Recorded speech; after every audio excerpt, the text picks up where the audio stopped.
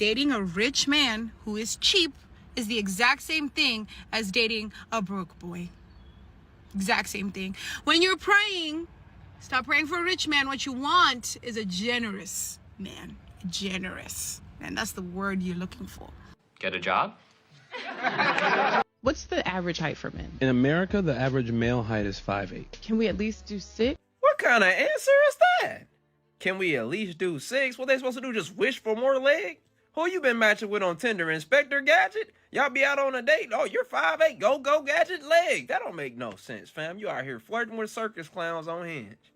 If it was just that easy, if all we had to do to get longer was just wish for it, boy, most of us would have more meat than a pizza with all the toppings on it. Leave it to the Western women to treat stats and facts like the initial offer at your local auction. To the mainstream media, faults in the current dating market are a man's responsibility and a mutual failure if they're feeling generous. They'll say things like, women can't seem to find financially stable men anymore. 45-year-old Jennifer wants commitment, but men aren't open to wisdom. Or in this case, where have all the real men gone? For us, the answer to such a series of questions is clear. Drizzle, drizzle, grizzle, grizzle, you hit the wall, baby mama, and we've left for far greener pastures. But in typical feminist fashion, none of these modern women like to look for the exact cause of their loneliness. They've removed all the mirrors in their homes, I guess, because all they can seem to do at every turn is point to every happy detached male and blame them for societal collapse, ignoring the fact that the dating market is a mechanism they themselves created. Take this viral Slate story titled, "Gaze into the Dystopian Hell of Bots Dating Bots." Nitish Pawa writes, Bumble, the company that distinguished itself from apps like Tinder by creating a feminist dating app, hasn't done too many favors for that brand recently. Yes, there was the ad campaign that appeared to shame women who choose celibacy, which the company wisely retracted this week. There was also the tentative announcement that Bumble may roll back its defining women make the first moves ethos. Great work. Then there were the strange remarks last week from Bumble founder and #girlboss icon Whitney Wolfe Herd, who informed the audience at Bloomberg's Tech Summit of a world where your dating concierge would go and date for you with another dating concierge. Naturally, these concierges would make use of artificial intelligence software, which users could train by sharing your insecurities, and thus help to train yourself into a better way of thinking about yourself, Wolfe Herd claimed. This, by the way, will be the secret to digging Bumble out of its post-pandemic financial hole. We are going to lean in fast and furiously. We already have. We are going to win. We will be the way people meet. All you really have to hear is girl boss and artificial intelligence to know this is going to be a bad idea. Again, as I've said before, I don't really fall into the camp that AI is this evil force. It, like anything else, is a system. It's like a rapid version of the industrialization movement. Now, add feminist doctrine into the mix, and that is a completely different story. This chick Whitney Herd is taking the disease we've diagnosed on a daily basis on Man Guide and is claiming the best move forward is to dump gasoline on the fire. Yeah, Whitney, let's just start placing more power into the hands of people like this. Why does society lower the job requirements for women, military, firefighters, etc., but women won't lower their dating requirements for men? Because women don't have to lower their dating requirements for men. So then why should companies have to lower their job requirements for women? I don't think they lower them. I think they do. The women they meet they have to meet the requirements. I mean, I've gotten rejected for jobs. Well, but I don't meet the standards for military and firefighters for men and women are different. True. So why should these companies be, or these institutions be forced to lower their requirements? Why can't women just step their game up? They can. Well, but then they wouldn't have to lower the requirements. They don't. Women are badasses. If they're there for a reason. But the data, I keep telling you, the job requirements are different for female firefighters and female military. Because we're usually smaller than men. Oh man, Whitney, I take back what I just said. The logic used here is impeccable. How could I have been so naive? Please, take my money. To reiterate, guys, the Western woman is an organic bot to the progressive hive mind. Chicks would rather throw their baby into a blender than lose 30 followers on Instagram. Reputation is everything. It's the reason that even an isolated upbringing is subject to change when exposed to this environment. every major Western hub is like a training camp for the carousel. In fear of losing said reputation, most of these chicks march in lockstep to whatever is fashionable. By making Bumble this dating AI built to train women, it just streamlines a process that's already growing at unprecedented rates. The article continues with, if such blustery confidence sounds familiar, it might be because this was the exact same pitch Wolf Herd was making last year, before she stepped down as Bumble's CEO in November in the wake of its poor financial performance. As she told Bloomberg 3 months prior to her exit, you could leverage a chatbot to instill confidence, to help someone feel really secure before they go and talk to a bunch of people. In other words, consult a dating coach robot, one who hopefully wouldn't originate from the Straussian world of toxic pickup artists. I'm sorry, Dave. I'm afraid I can't do that. Never mind that we're already having problems with everyday folks getting way too attached to the myriad chatbot personas popping up across the internet. Never mind that other startups are cashing in on custom online dating personalities like Eva AI. Never mind that Bloomberg itself last year tested various AI dating startups and found them wanting. Never mind that Wolf Herd's constant invocations of AI have failed to juice Bumble's stock price, even though that's been a temporarily winning strategy for other tech companies. Folks, the future of feminist dating is a weird bot that will just go ahead and scour other bots for you. No transparency or human feedback required. Dang it. Female CEO? Check. Feminist philosophy? Check. Failing company? Check, check, and check. Yep, everything tracks. For me, the tirade here was interesting power, but you're missing the point. Like every other progressive journalist, you're sticking to the strategy I highlighted at the start. Focus on the symptoms. Damn the diagnosis. The fact of the matter is that if you give a male construction worker a hammer, he builds a house. If you give a feminist a hammer, she puts on a mask and starts swinging it at every Chad and Tyrone she feels beat her at her own game. That, or any simp foolish enough to put a ring on it. As for the dethroned CEO, she's just doing what people in her demographic do.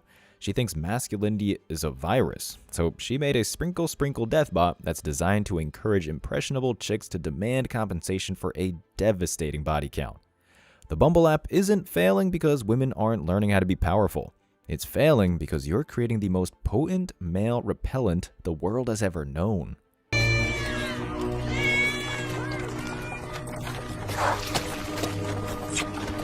Ew.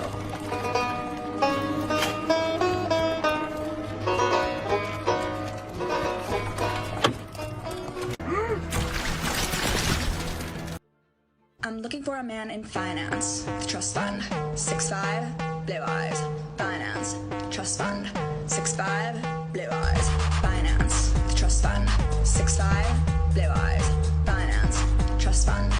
It's a tune that none of us are willing to dance to. Let me make this perfectly clear. Dating apps aren't failing just because of AI. They're not failing because men don't exist. Moreover, they're not failing because women don't feel quite prepared or strong enough. They're failing because you decided to use tapeworms instead of penicillin. You made an app that might as well be called Simp Finder.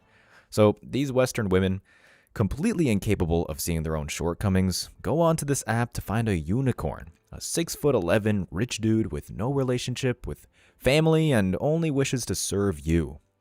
As a result, no high-value male is caught dead using these apps in the Western world, which only leaves Reddit Fedora keyboard warriors and Chads looking for an easy score.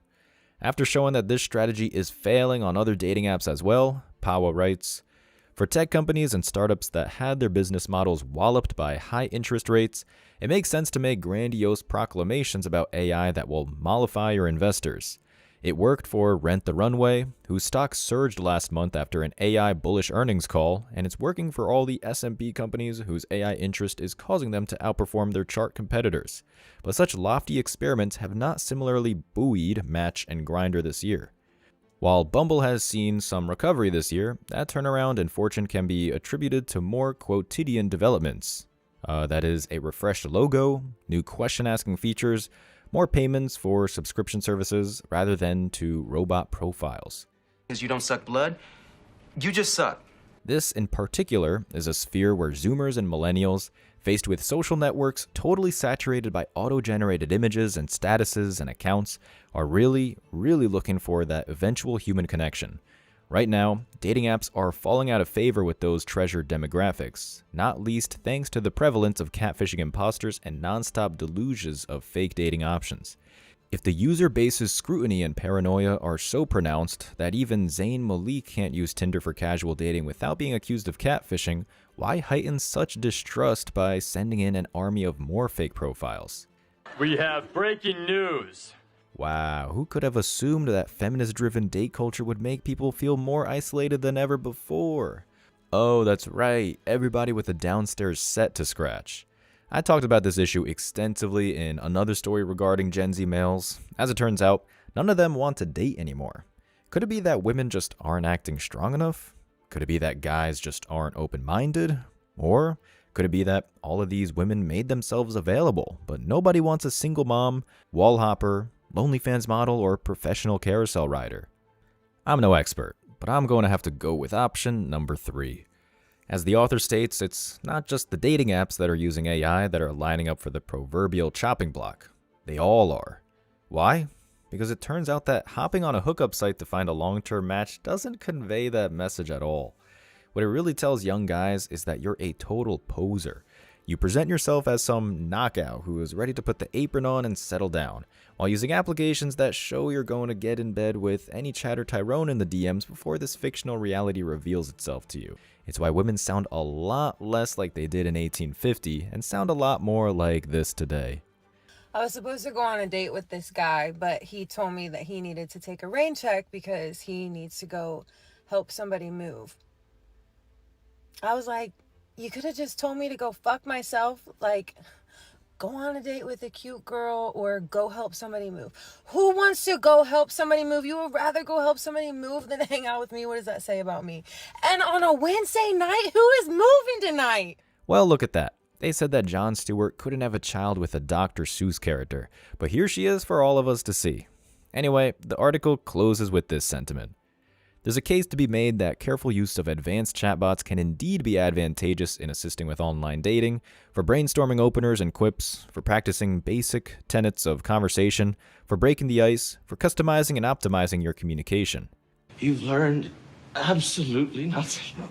But to outsource the entirety of relationship building to some bloodless avatar that decides to make all your choices for you won't avail us in terms of loneliness and dating anxiety, especially if these are avatars that may also be a notorious judge of character that carries its own racial and gendered biases that will never let you know whom you may have missed, and that might just hallucinate something wild to say out of nowhere. Looks like you're right back where you started, lady. I guess I should have expected that. When it comes to the feminist dating methods that poison the well on a daily basis, the answer is never to let go of the powers you are utterly incapable of holding. It's always, we just haven't tried hard enough, or maybe if the culture changes, men will magically succumb to our self-proclaimed beauty. Well, here's the result. Y'all doing too much. This hypothetical question about this bear versus man in the forest is about to get a lot of y'all feelings hurt. Some of y'all women, you're doing too much. You are the bear in the forest. You need to be scared of yourself. At the end of the day, a lot of y'all are running around acting like you so scared of men, acting as if you fear for your life on a day-to-day basis. Girl, men don't even pay you no mind on a day-to-day basis. You go to the mall, they ignore you. You go to the store, they ignore you. You go to the club and the lounges with your homegirls and they talk to everybody but you. Men ain't worried about you. You could be in the forest with a bear and a man and you got a better chance of the bear wanting to smash. It's almost comical listening to a group of women who invite strangers from dating apps to their house to smash on the first day are scared of men. I can't tell the way y'all be getting pregnant by strangers, men who last names you don't even know, men who mama you don't meet until the baby shower. I can't tell you scared of these men. Not the way you be out here giving out your address so freely and letting them come over there and Netflix and chill, the way you be going over their house when you don't even know them.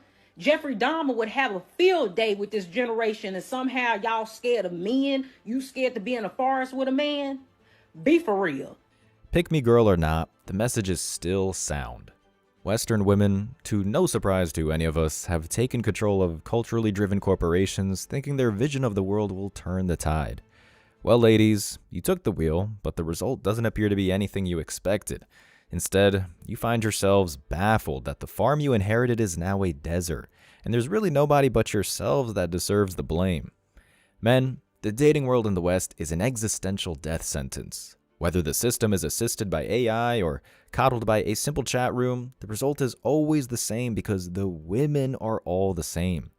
What the author leaves out of the dating app failure conversation is the reason this channel exists in the first place. Men are going our own way, and we're all the better for it. As always, I wish you tremendous success. Now it's your turn. What do you think? Let me know your thoughts in the comment section below. Remember that if you leave the best comment, you'll get $5. Thank you so much for watching. If you found value in this video, hit the like and subscribe buttons, ring the notification bell so you don't miss out on future uploads, drop a comment, and share it. See you in the next video. Till next time.